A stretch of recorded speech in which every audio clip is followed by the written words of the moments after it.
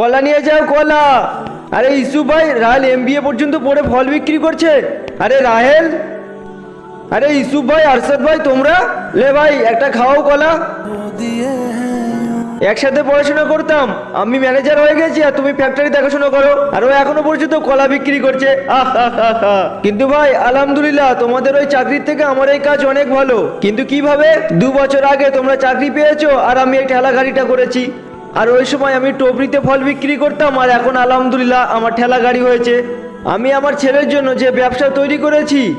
বন্ধুরা, তুমি যদি জল খেতে পছন্দ করো তাহলে ভিডিওতে লাইক করে চ্যানেলটি সাবস্ক্রাইব করে দাও, আর যদি মদ খেতে ভালোবাসো তাহলে কিছুই করতে হবে না। আমার ছেলে যেন আমার মতো এত কষ্ট না করতে হয়। ইনশাআল্লাহ ও এই ঠেলা গাড়ি থেকে একটা দোকান করে দেবে। এবার তোমরাই বলো, তোমরা যা পরিশ্রম করছো তার জন্য তো তোমাদের কোম্পানিরই লাভ হচ্ছে, কিন্তু তোমাদের ছেলের জন্য তোমরা কি করছো? ভাই ছোট হতে পারি, কিন্তু তোমার ওই চাকরির থেকে আমার এই বিজনেস অনেক ভালো।